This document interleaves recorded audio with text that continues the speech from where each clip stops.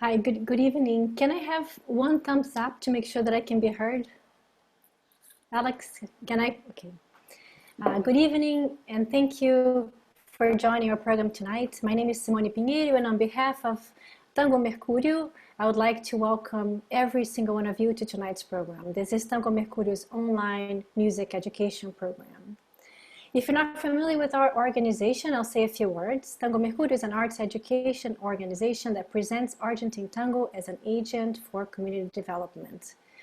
Our mission is to promote cultural and social cohesion through Argentine tango by providing dance, music, learning, and engagement opportunities for the community. In ordinary times, our organization offers dance education program and several outreach programs. However, of course, our in-person programs are currently suspended due to the global pandemic. And since then, and actually as of April of this year, we have launched a vibrant online program that continues to this day. Our online events have been open to all and offered free of charge. Of course, donations are always welcome to help us be able to continue to support local artists. Now, to be plugged on what's coming, please visit our website, and I'll be sure to put our website in the chat window so you have at your fingertips, or our Facebook page. You can also request to be added to our mailing list so we can keep you posted on what's coming. Now, without further ado, I'm very excited to have a very special program, Clinging to a Sweet Memory, Tango Music in Lyrics. In tonight's event, Alexandra Russell is partnering with Emmanuel Trifilio, a local musician, to bring you music performances of traditional tango songs blended with history stories to provide you with context for these songs. I'm willing to bet that you'll never hear these songs the same way again. I wanted to give you a brief introduction to the performer and the historian of tonight's program, and you hear more about them from Alex during the recording piece of this program. Emmanuel Trifilio is an Argentinian bandoneon player and a tango composer. He has toured through South America, Europe, and beyond, and performed in several of the main stages such as Carnegie Hall and Kennedy Center, among others. With his group, Trifilio Tango, he has released 3 albums, including Bienvenidas al Ring and Estaciones. Alex Russell is a writer, editor, translator of French and Spanish. She's published tango reviews in Washington Post and International Musician. In 2014, she completed a course in social and political history of tango at Flasco University in Buenos Aires. And as of 2018, she's been serving in our board of directors at Tango Mercúrio and also being our program manager for the older adults program, outreach program. So before we begin the program, I have a few housekeeping items to discuss. This will be a 60-minute program from 7 to 8. It will be broken down like this. The first part will be a 35-minute recording, and this piece will be composed of 4 modules. Each module will be focusing on a tango song that for sure you have heard and may even be one of your favorites. I invite you to kick back, relax, have a glass of wine if you'd like, and enjoy the beautiful performances by Trifilio and learn the history with Alex Russell. At the end of the recorded performance and history part, in around 7:45, we'll begin our Q&A session. This will be a live session with Alex and Emmanuel, and I promise you don't want to miss it, as you're bound to hear many interesting stories from them, including perhaps how tango, bandoneon, and soccer are connected. So don't miss that. Please come in, bring your questions, comments, write them on the chat window. We'll be monitoring it. We welcome your thoughts and questions, and we're really looking forward to a very interactive session. Lastly, our intention is to bring you programs that are interesting to you, and would love to have your feedback so that we can continue to bring content that's relevant to you. So if you have a few minutes, please send us an email, info@tangomercurio.org, and I'll also write that in the chat window, and give us your feedback. And if you have ideas and suggestions of what else you want to hear about, let us know. We really appreciate that. One last thing, Ramu Pereira is our executive director, and today is behind the scenes managing the Zoom. Thank you, Ramu. And without further ado, Clinging to a Sweet Memory. Enjoy the program. We'll meet live again at 7:45 for Q&A. So this will be a recording piece of it.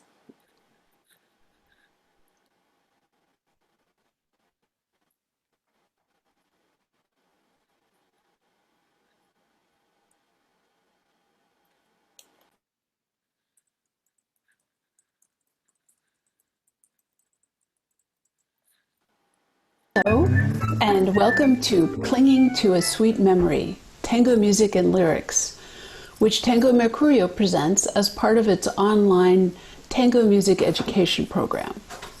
I'm Alexandra Russell, a tango historian, dancer, and instructor, a member of the Tango Mercurio Board of Directors, and manager of our older adult outreach program.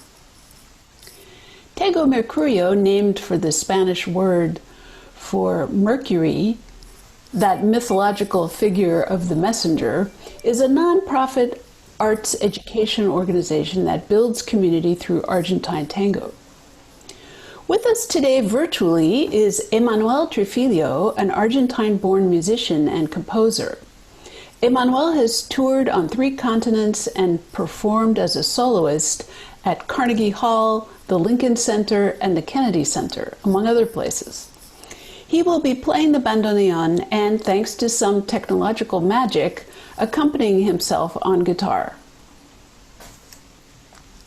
For today's program, we've selected 4 tangos that have been popular among aficionados of the music for at least 80 years, especially among social dancers. El Choclo, Desde el Alma, Volver, and Milonga Sentimental. I'm going to talk about their place in the history of the music, their composers and lyricists, and their lyrics. Emmanuel will then play excerpts for us. Our goal is to enrich your understanding and appreciation of the tango, whether you're enjoying it on the dance floor, in a concert hall, or in your earbuds. One of the first tangos to be recorded, and now second only to La Comparsita in the number of recordings, El Choclo was composed by Ángel Villoldo in 1903. Born in Buenos Aires in 1861, Villoldo is called the father of tango because, even though he didn't invent it, he was among the first to record and disseminate the new genre. Villoldo was also a writer, poet, and lyricist, and contributed to major magazines. He penned lyrics for many of his own compositions, which were often about working-class life in Buenos Aires, using the local slang called lunfardo. Accompanying himself on guitar and harmonica, he was a master of telling and singing stories, especially humorous, suggestive, and even lewd ones that entertained the clientele at neighborhood dive bars. Villoldo traveled to Paris in 1907 with the theater company of Alfredo Eusebio Gobi and Flora Rodriguez de Gobi, bringing Argentine folk songs and tangos to international audiences. Musically, El Choclo was composed in the style typical of what was called milonga campera, a type of ballad from the countryside. Back in the late 1800s and early 1900s, Argentina was a largely agricultural society with cattle farming as one of its major economic activities, which it still is today. Argentine cowboys called gauchos drove the cattle to the slaughterhouses on what were then the fringes of the city. The gauchos brought with them music and dance traditions from the countryside, including the milonga campera. Compared with the milonga dancers know today, this music had a slower pace and a much simpler guitar accompaniment. The title of this piece, El Choclo, means the corn cob or corn or ear of corn, as illustrated in this period sheet music cover. It supposedly refers to a dancer friend of the composer's who had blonde hair. As you can see, the composer dedicated the song to a friend, a mi amigo José L. Roncayo. Roncayo was a fellow tango composer. The cover also defines the type of music as tango criollo, which means Argentine tango. There is very little documentation about how the tango started and different theories about where it got its name, but we do know that it was first danced in the late 19th century in the working class neighborhoods of Buenos Aires. There, the descendants of African slaves mingled with native-born workers and droves of new immigrants, mostly from Southern Europe. African drumming traditions called candombe merged with traditional folk dances from Spain, like the Andalusian tango, and other popular dances from Europe, like the waltz, native dances, and new trends like the habanera, which originated in Cuba. In the late 1880s, the locally grown tango started gaining popularity outside of the poor neighborhoods. To differentiate it from the Spanish variety, people started calling it tango criollo, or homegrown variety of tango. It was a party music, played in tenement courtyards, dive bars, and yes, brothels. That's because there were a lot of brothels in Buenos Aires in that period, mainly because of a serious gender imbalance. According to the local census, by 1887, out of a population of 433,000 total, men outnumbered women by 53,000. Because of its association with the lower classes, prostitution and crime, tango was considered scandalous by polite society and quite irresistible, kind of like jazz in the US at the time. As in most early tangos, the music of El Choclo is upbeat, designed to be played with just a guitar, and the lyrics, the original lyrics that Villoldo wrote, are suggestive, like most early tangos. They include these lines, which I'll recite to you in Spanish and then in English, and you tell me if you don't recognize a couple of double entendres. Las espigas de oro, que son las que adoro con tierna pasión. Estos bigotes que la tierra virgen le suele ofrecer al noble paisano. The golden spears that are the ones I adore with tender passion. Those whiskers that the virgin soil gladly offers the noble farmer. El Choclo went on to become one of the most popular tangos in Argentina and around the world. Recorded in the United States in 1952 under the name Kiss of Fire by Georgia Gibbs, it reached #1 on the Billboard chart and was recorded by many other artists, including Louis Armstrong. Kiss of Fire was featured on the soundtrack of a 1955 movie by the same name. Let's hear El Choclo in a more modern rendition by Emmanuel on guitar and bandoneon. 1, 2, 3.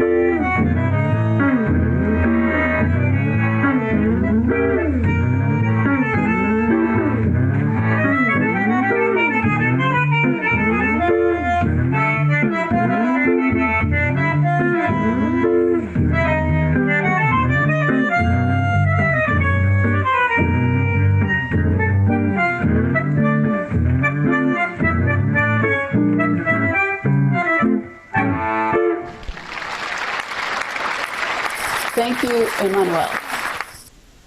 A word about the bandoneon for those of you who aren't familiar with it. It's a type of squeeze box, an instrument with reeds activated by air pushed in and out of the box. Though it looks and sounds similar to an accordion, it works differently. The bandoneon was invented in Germany around 1850 by Heinrich Band, after whom it's named.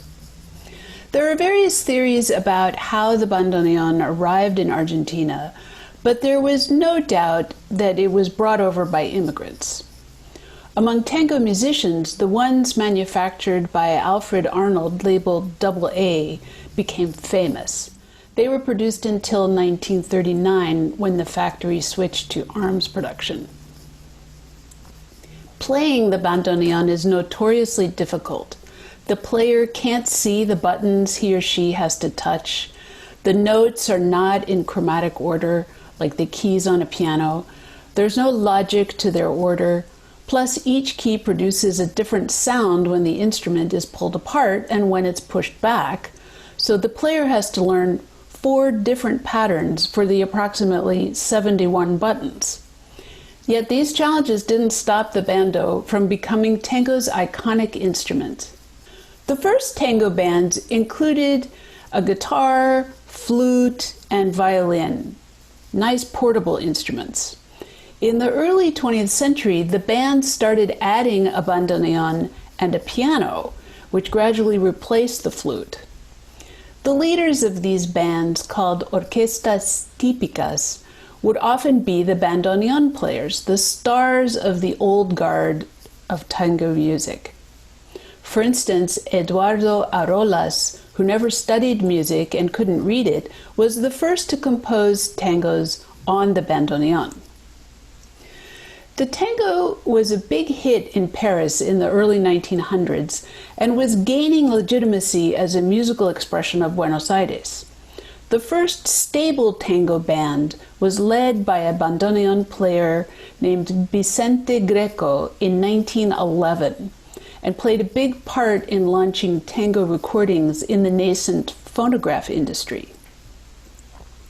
Francisco and Juan Canaro, brothers who were a violinist and a bandoneon player respectively, first performed together in Francisco's traditional band in 1917, and both brothers composed tangos.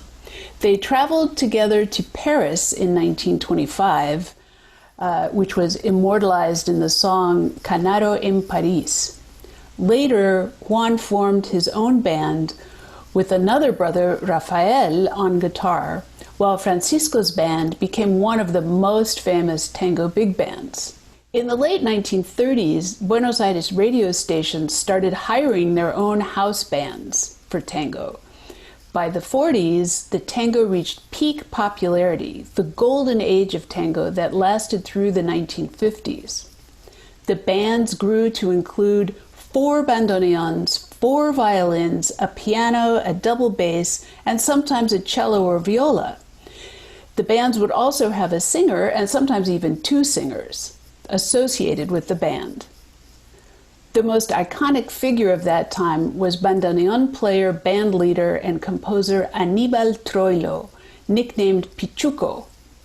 Argentines celebrate National Bandoneon Day on Pichuco's birthday, July 11th.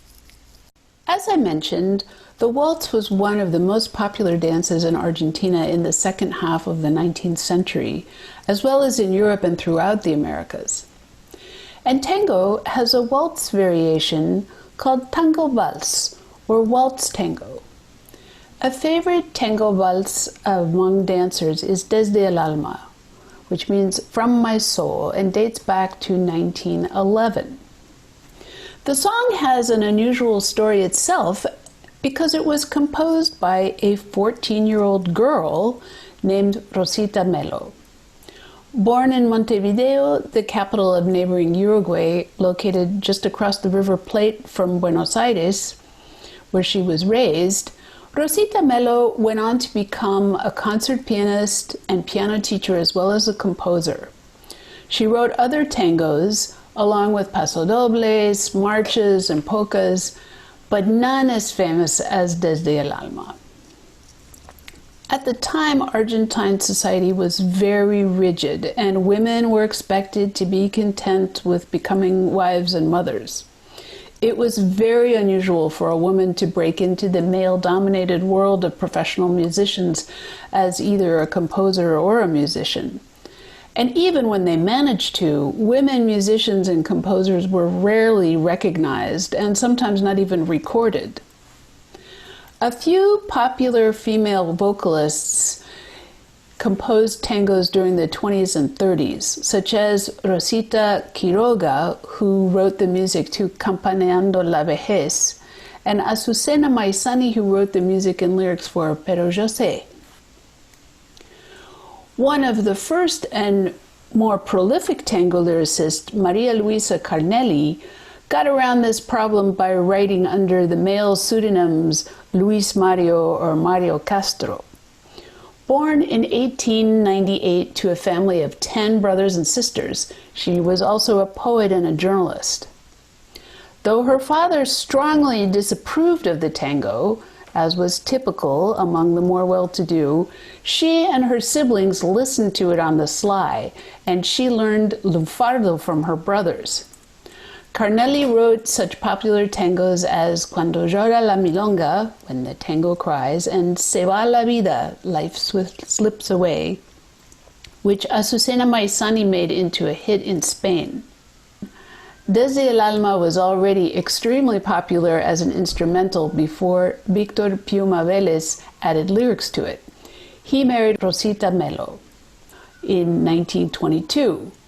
The song's uplifting message of hope and healing only enhances the charming melody.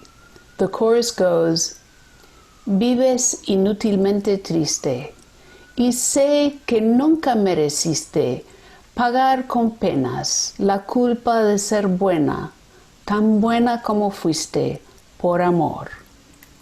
You live needlessly sad, and I know you never deserved to pay with sorrow the price of being good as you were, out of love. Here's Emmanuel performing Desde el Alma.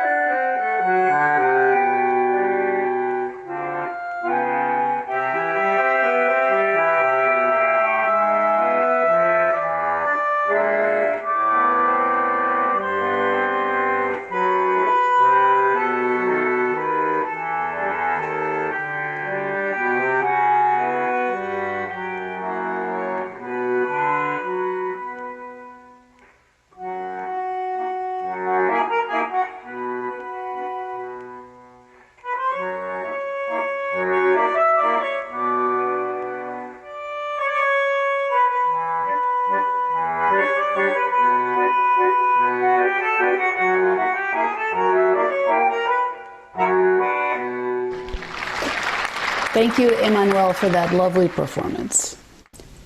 We can't talk about tango songs without mentioning the famous singer Carlos Gardel.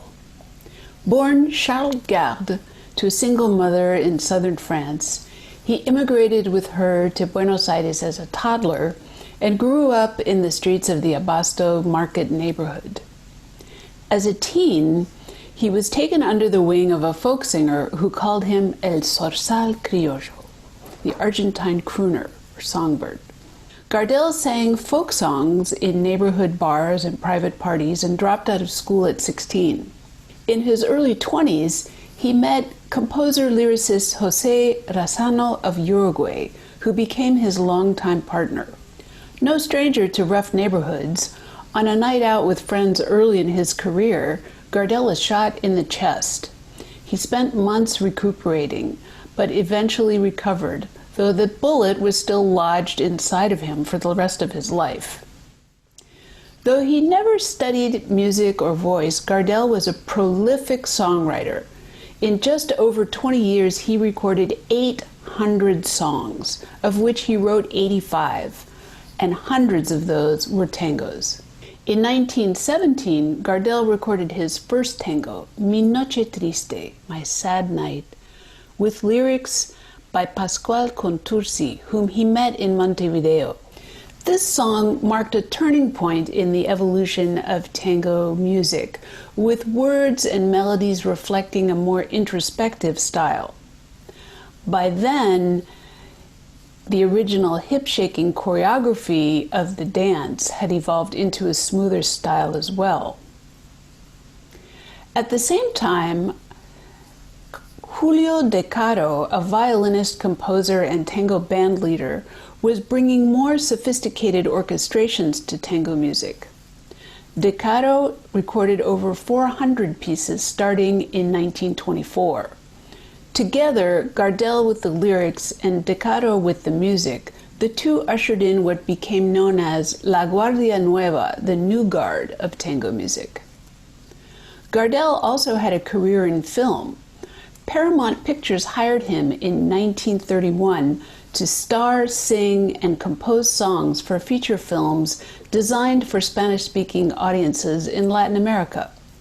4 were shot in the Joinville studios in Paris and 5 in the Long Island studios in New York. Lepera penned the lyrics and in several cases the scripts as well. Gardel's second to the last movie, filmed in early 1935, featured what would become 2 of his most beloved pieces, the title song El Día que Me Quieras, The Day You Love Me, and the one we're going to talk about today, Volver, To Return. Volver is an emblematic piece about nostalgia, with lyrics that express the traditional tango themes of longing and loss. In the movie, Gardel plays a man from a wealthy family who wants to become a singer and marry a dancer. His father threatens to disown him, but he marries the girl anyway. She has a baby, but dies in childbirth. So he leaves Argentina with his daughter and moves abroad, where he becomes a famous tango singer. 20 years after leaving Buenos Aires, the character's father dies, and he returns to the city with his now grown daughter. The song Volver is sung at the very end of the movie while they're on the ship approaching the port of Buenos Aires. The chorus of Volver revolves around 3 verbs: volver, to return, sentir, to feel, and vivir, to live. Volver, con la frente marchita, las nieves del tiempo platearon mi sien. Sentir que es un soplo la vida, que 20 años no es nada, que febril la mirada, errante en las sombras, te busca y te nombra. Vivir con el alma aferrada a un dulce recuerdo que lloro otra vez. To return with withered brow, the snows of time having powdered my temples. To feel that life is but a flash, that 20 years is nothing, that my eyes search feverishly for you in the shadows, calling your name. To live with my soul clinging to a sweet memory that I'm mourning again. That line, 20 años no es nada, 20 years is nothing, is among the most famous of his songs. Gardel died tragically later that year in a plane crash in Colombia. He was so well loved, his name is synonymous with excellence, and there's a saying that he sings better every day. Gardel and Toccaro were both born on December 11th, 9 years apart, and that's the day Argentines now celebrate National Tango Day. Let's hear Emmanuel's version of Gardel's Volver.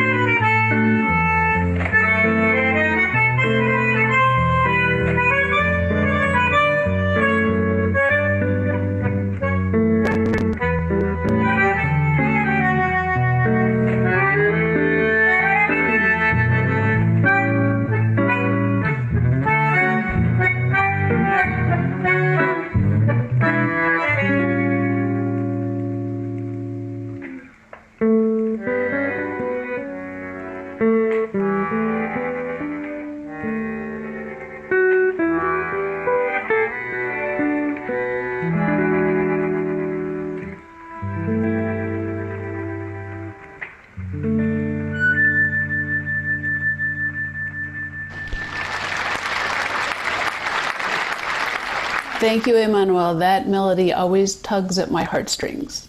We're going to turn now to a livelier piece, one of my favorites to dance to, a tango milonga, or fast-paced tango, called Milonga Sentimental. Composed by Sebastián Piana with lyrics by Homero Mansi, this tango illustrates how the milonga campera we heard in El Choclo evolved into a musically more complex style. Piana was born in Buenos Aires to a family of Italian immigrant musicians. His father worked as a barber, but also played in tango bands and neighborhood bars and encouraged the younger Piana to become a musician. As a teen, he played piano in movie theaters for silent films and started composing. Piana's partner in songwriting, Catulo Castillo, later introduced him to Mansi, who had started penning lyrics as a teen also. Mansi became known as a poet, though he never published a book of poetry. His medium was always lyrics, from folk songs to tangos, which is what he's known for. Born in rural northwest Argentina to a well-to-do family, Mansi moved to Buenos Aires at 7 to attend school in the working-class neighborhood of Nueva Pompeya. Some of his later lyrics, such as Barrio de Tango, Tango neighborhood, and Sur, south, a reference to those areas, include features of that cityscape, from the long wall along which he walked on his way to school to the railroad tracks, blending the city and the countryside. Together, Piana and Mansi took the milonga campera from its simple, monotonous rhythm to a more sophisticated style. Rosita Quiroga, the popular singer, approached Piana about composing a milonga for her. Up until then, Piana said, the milonga was just something for folk singers, nothing more, a coarse music that always sounded the same. My idea was to do something different, keeping the rhythm and tone intact, but giving the milonga the form of a song. Piana composed the milonga with a more refined orchestration, and Mansi wrote the lyrics to the music on the universal theme of heartbreak. Milonga Sentimental, Heartbreak Tango, was ultimately recorded by Mercedes Simone, another one of the great female tango vocalists of the period. She performed it in the first Argentine talkie called, not surprisingly, Tango, which featured several other famous vocalists and musicians. Piana and Mansi wrote several other successful milongas as well as tangos together, along with numerous tangos, each in collaboration with other artists. The chorus of Milonga Sentimental refers to the pain of what we now call ghosting, when love suddenly disappears for no apparent reason. Here's what they say. Milonga para recordarte, milonga sentimental. Otros se quejan llorando, yo canto para no llorar. Tu amor se secó de golpe, nunca dijiste por qué. Yo me consuelo pensando que fue traición de mujer. A tango to remember you by, Heartbreak Tango. Some complain by crying, I sing so as not to cry. Your love suddenly dried up, you never said why. My consolation is to think it was a woman's betrayal. Here is Emmanuel playing Milonga Sentimental for us.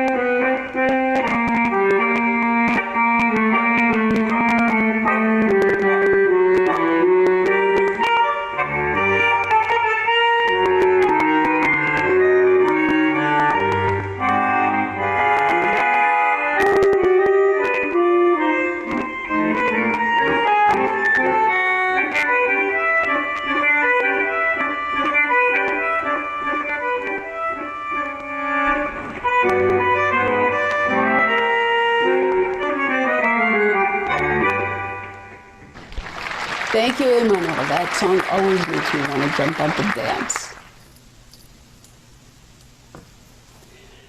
And thanks to all of you for attending this online program. We hope you've enjoyed this little snippet of tango music history. Stay safe and see you again soon.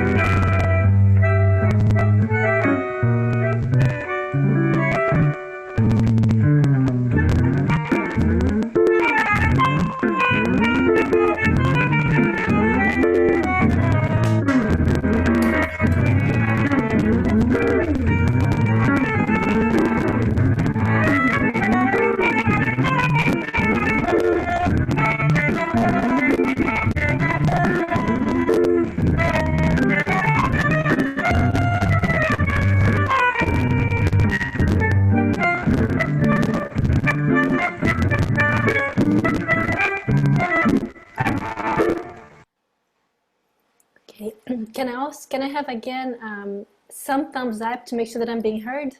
Alex, can you hear me? Okay. So thank you so much, Emmanuel, for the beautiful performances, Alex, for the history I really enjoyed it. It's a really, really nice program. I hope all of you have enjoyed it as well. So, do we have Emmanuel on the with us? Let me just make sure. I wanted to open for Q&A. Hola, can you hear me well? Yes, I can hear you. Welcome, Manuel. Thank you so much for playing for us. Very beautiful. So I will start with, I'm sorry? My pleasure. And thank you, Alex, very much. Thanks for having me. Questions, and those that are curious and have questions, comments, feel free to put them on the chat box, and we'll be monitoring the chat box, and I can answer I can ask your questions. So my first question, maybe I can start off with Emmanuel, and I would like to know, Emmanuel, why tango? Why do you play tangos, and what does it mean to you? Well, tango has to do with my family and my culture, but it's true that tango was not part of my generation. I grew up in the 90s in Buenos Aires, and you can rarely find tango performance and tango music, but it's always, it's always a radio as a background. There's a tango. Yeah, yes, like a soundtrack of your life. And for me, my first memory about tango music is my grandmother. The relationship with her, I remember her singing tango, and she was the one in the family who played piano. So she taught me a little bit about how to play, and of course we play, la comparsita together. And one day I remember that I for some reason I went to Casa del Tango. It was a place where you can I would say the only place where you can learn how to dance tango at the time. And one day I witnessed a rehearsal with a quartet with bandoneon, bass, guitar, and violin, and that was a life changing for me. I think that day I thought I want to be one of them. How long have you been playing bandoneon for? Well, when I was 24, 3, yes, I lost, but over 20 years.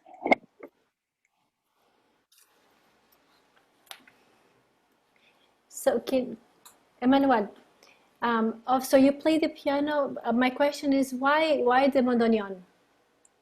Why the bandoneon? My first instrument actually was the guitar, because I wanted to, and I was part of a rock band, and I used to write songs and that was the way to, if you were a teenager in Buenos Aires in the 90s, that was the thing to do. But Esto se va a secar si lo dejamos destapado.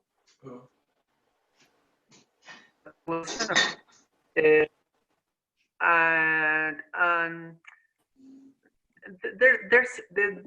I was already interested in tango music, but I remember one day, and this is kind of mythical, I don't know if it really happened like this,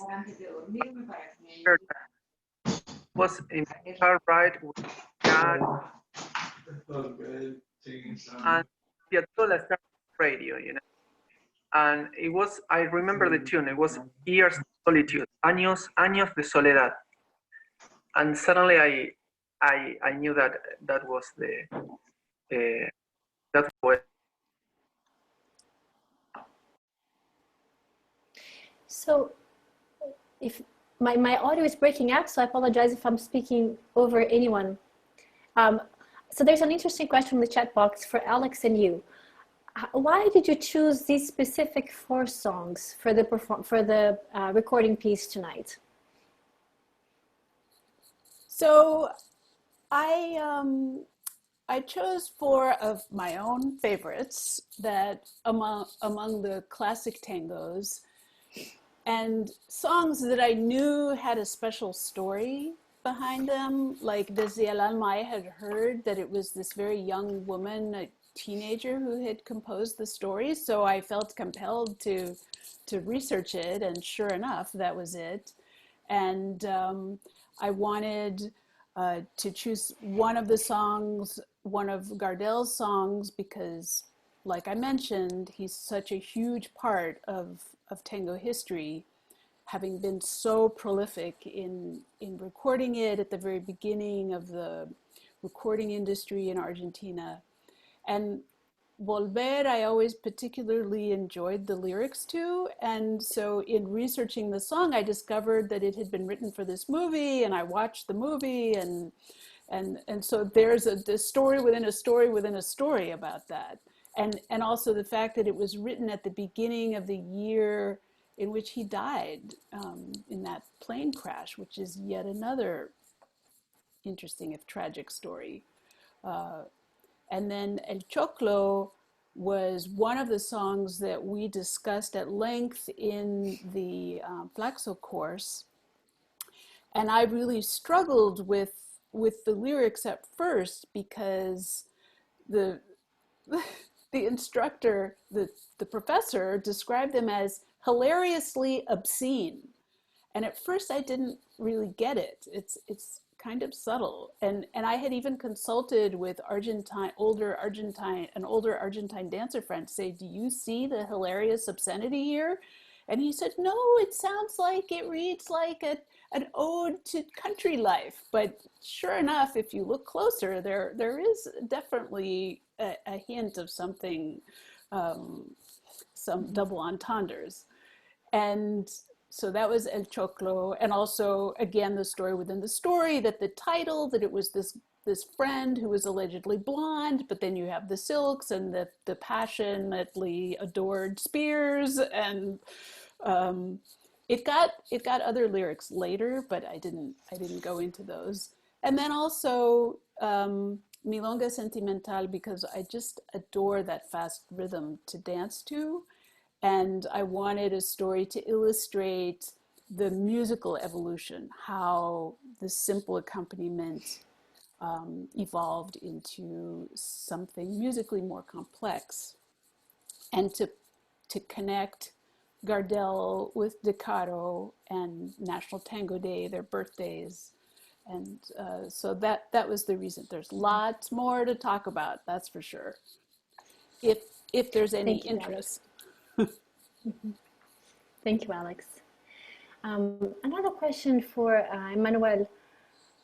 You compose tangos today. Can you tell us, when you compose, what do you want to say with the music you compose, and what do you think tango has become or is today for you?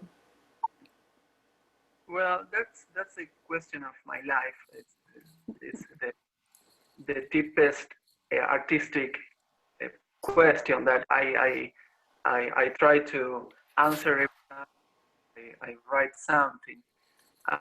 But before writing, I was one of the many people and many musicians who thought that nobody could write anything else, that the story was really closed.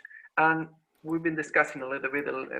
Maybe the big story, the big history of tango is closed, but what I found is like a genre with a deep language, which allows me really to express what I'm feeling, what I'm seeing today. I write instrumental tango, so I could tell what was going on in my process. But basically, if you think that I'm also an immigrant, and tango is as we saw, tango is a product of immigration, and of course, many of us are immigrants, or many of us we had experience to live abroad.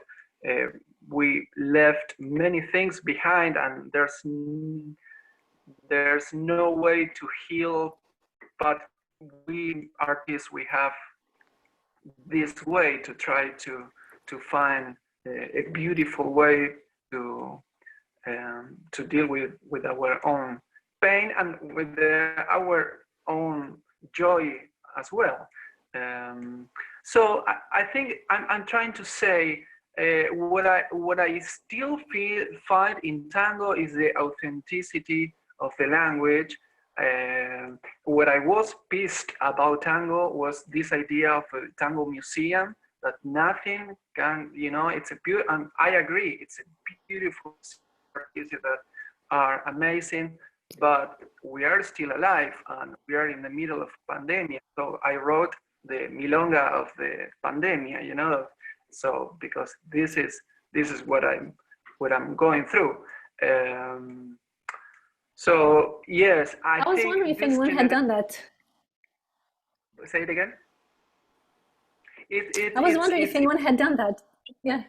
Yeah, it was made. You can find it on YouTube. It was made on collaboration with a beatboxing, and that's part of artist. A guy who makes drums sound with a voice, and it's used for hip hop here. So, of course, I'm living in America. I don't live in Buenos Aires anymore. So I have these kind of encounters, and what we don't discuss anymore is if the tango needs to evolve. The idea of evolution, who maybe closed with Astor Piazzolla, that's not my concern. I'm not trying to overpass Piazzolla, I'm trying to speak my truth. That's the thing. Very nice. Thank you, Emma. I have a question from Leonore, and she asks, when you're playing with your grandmother, what were your favorite songs that you played with her? It's one tango called Jueves, Thursday. Very simple.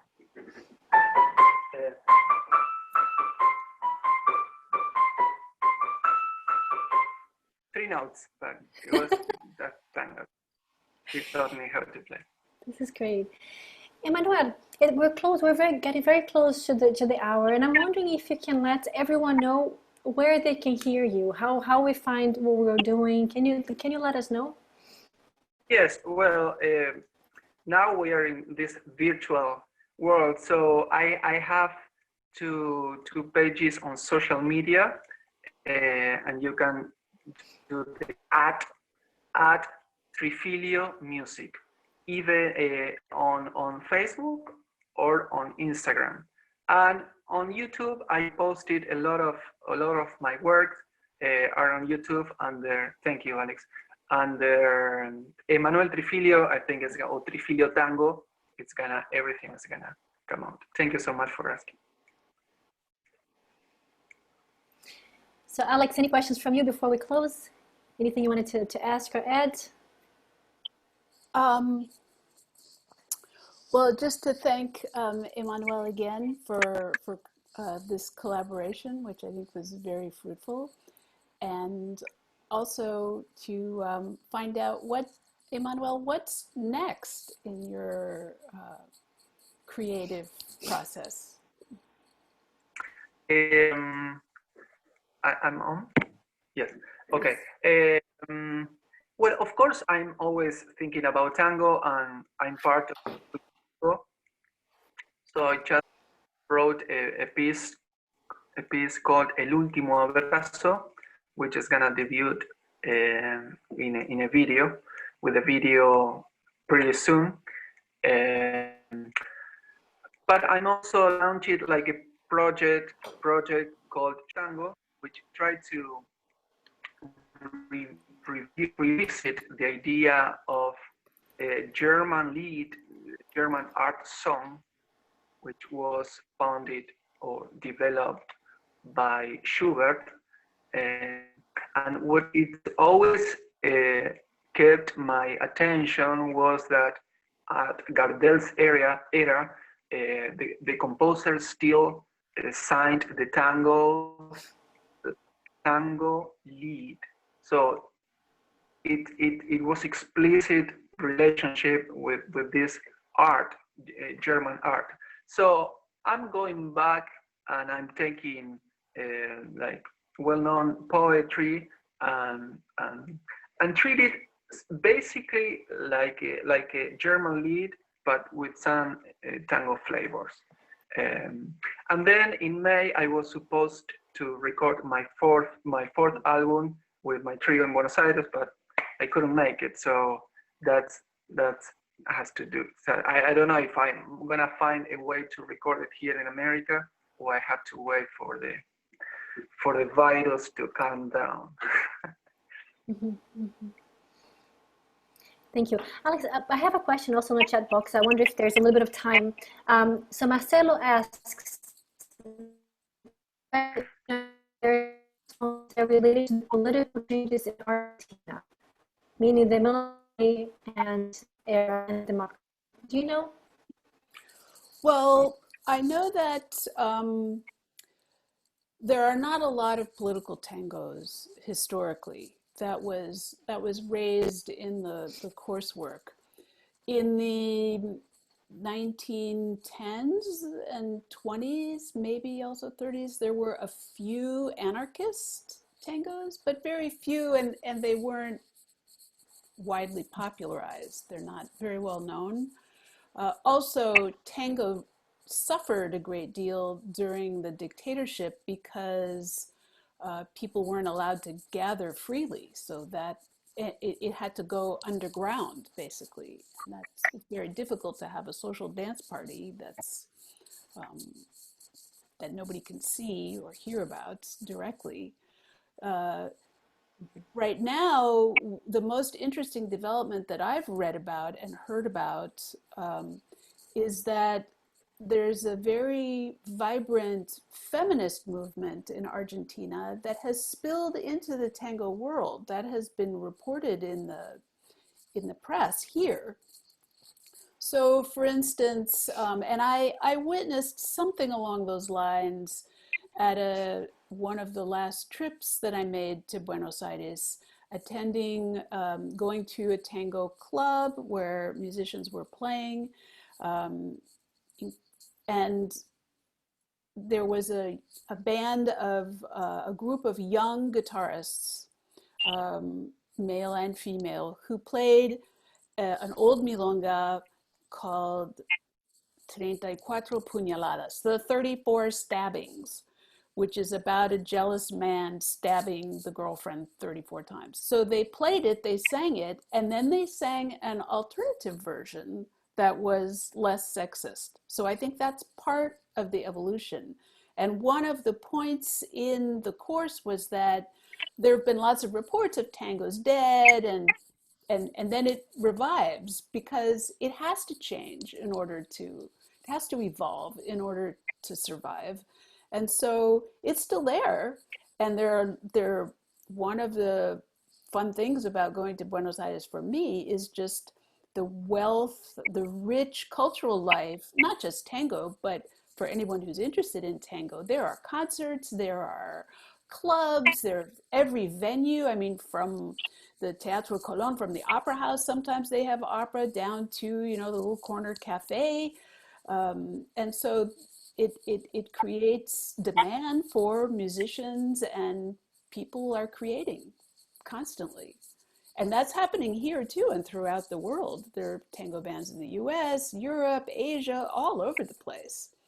So that's another very inspiring part about this music, is that it continues to grow and produce more talent,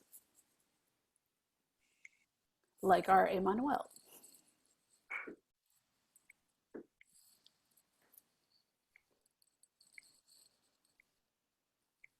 I don't know if I'm muted. Am I muted? Can you hear me? No, okay, good.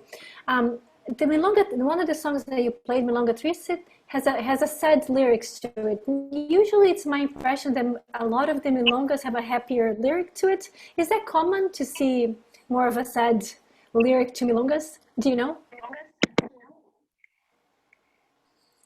That was for me?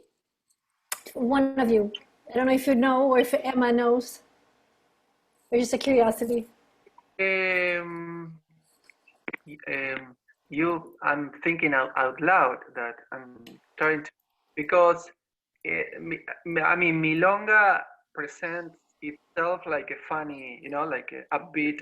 Mm-hmm. So it would contradict the idea of sad lyrics, but that's the formula of Paul McCartney, to write and upbeat music. I mean, happy music with sad lyrics and vice versa.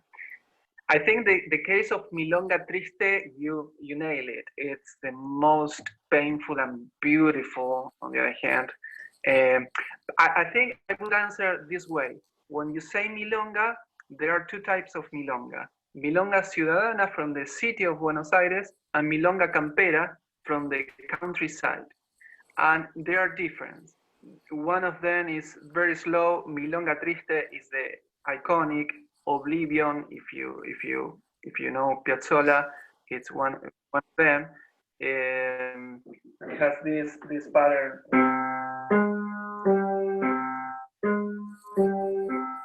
See, it's very well. The other one is, yes, it's much more happier. So I don't know if I could answer yes or no. I think there are cases, but for sure, when you play Milonga Campera, the mood is different. It's like much more space and much more intimate and deep in many cases. Thank you. So I think that we could keep going forever, but we need to wrap up. Unfortunately, the hour went by too fast. But I want to thank you, Emmanuel, very much. Thank you, Alex, very, very much for putting this together. Very beautiful evening. And I wanted to thank everyone who's logged in to participate and listen to and participate in these discussions with us tonight. We'll let you know what's coming next via email, website, like I said, or Facebook. So keep plugged. Thank you very, very much for joining us. All the best. Stay safe. Good night. Good night. Thank you. Thank you. Thank you. Thank you, everyone. Thank you, Emma. Gracias. Gracias, Emmanuel. Gracias. Gracias a todos. Gracias, Alexandra. Simón. Thanks, Alex. I love seeing Gracias.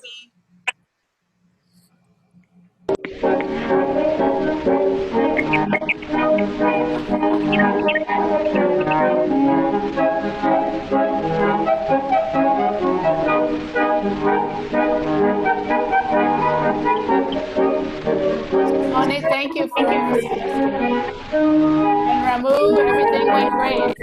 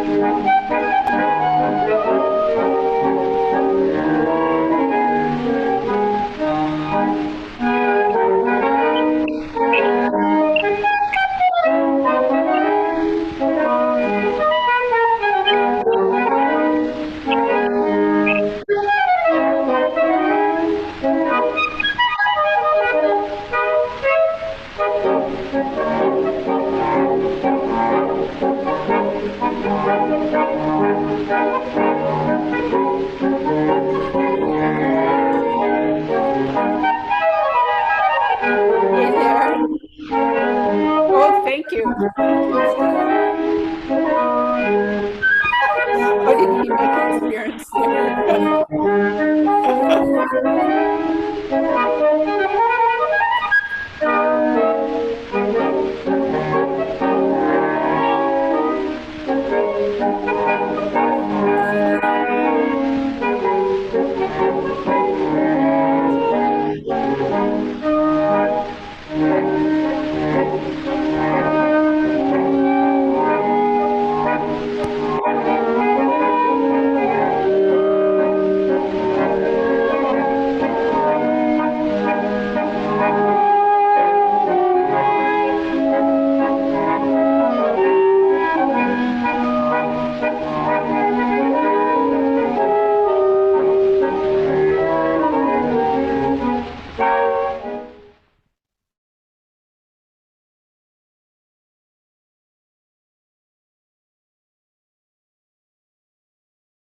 two.